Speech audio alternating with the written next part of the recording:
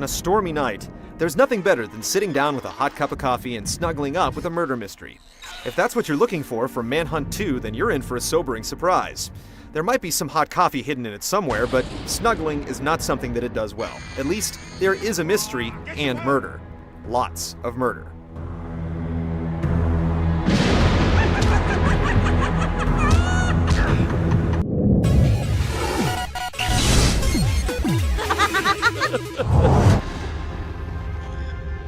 Manhunt 2 severs its ties with the previous game's tale. This time around, you take on the role of Danny Lamb, who's been rotting in an insane asylum for the last 6 years. One night, a spotty memory and some electrical difficulties allow for him to escape along with the mysterious Leo Casper, and try to piece together what led him to the brink of the abyss. After retiring male nurses and excrement-flinging psychos, Danny is back on track to piece his life together, while hunters from an equally mysterious secret organization try to track him down and end him. This time, you're the focus of the manhunt, as you scour rent-by-the-hour hotels and brave gang-ridden streets for answers. This is not important, it's a distraction. I want my past back. This is all I have to go on. The past doesn't matter, let it go! While not as coarse as the first game, Manhunt 2 packs a more provoking quest for answers. The crisscross of paranoia and mystery may be less primal than pure survival, but it's no less human. And while overt psychosexual scars on the game may be wince-inducing, you can't help but look.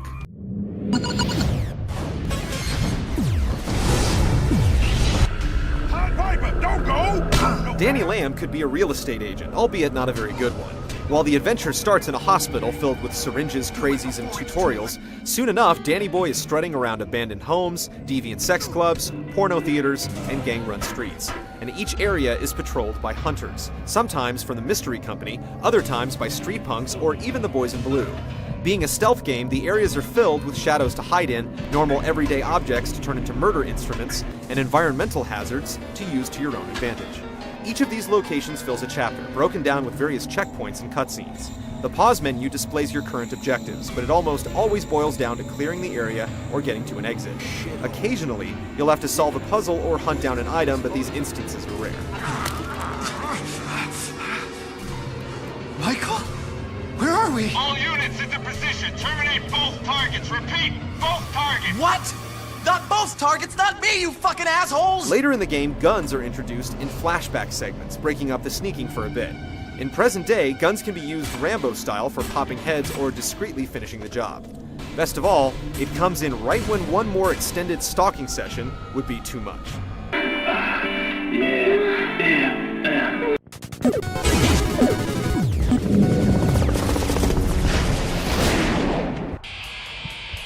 From Snake's gentle neck snap to Tenchu's bloody showers, stealth kills are extremely satisfying, and a payoff for patience.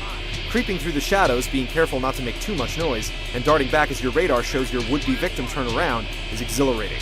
But finally getting behind him to shove a syringe into his neck is the real payoff. Or it would be. The infamous execution kills have been declawed, with weird graphic filters shrouding the gore. On the Wii version, you plunge the Wiimote or nunchuck in a particular manner to mirror the mayhem on screen. One person's disgusting is another person's awesome, and this is definitely the case here. You can charge your silent kills, giving your victim more time to notice you, but you're rewarded with an extended killing scene, if you can pull one off. But the reward just doesn't feel worth it. It's obscure, and with this being the core novelty of the game, we'd like to see it in its entire gory splendor. Even with the weapon variations and one-shot location executions, it's just not as much fun waiting for the perfect kill anymore. At the same time, you can't really afford not to be stealthy. While combat is fair when it's one-on-one, facing more than two enemies is certain death. There's some fun weapons to swing, and on the Wii, throwing punches is akin to Wii boxing, but it's certainly not the way to play through the game, with lots of cheap shots and random stun times falling on both sides. The gun combat is pretty average though. Again, on the Wii it plays like the recent Resident Evil 4 port, with the cursor acting as the reticle. While you can walk and shoot at the same time, aiming seems touchy with poor feedback. The cursor can sometimes lock on for a guaranteed headshot, but it's oddly picky when it will happen.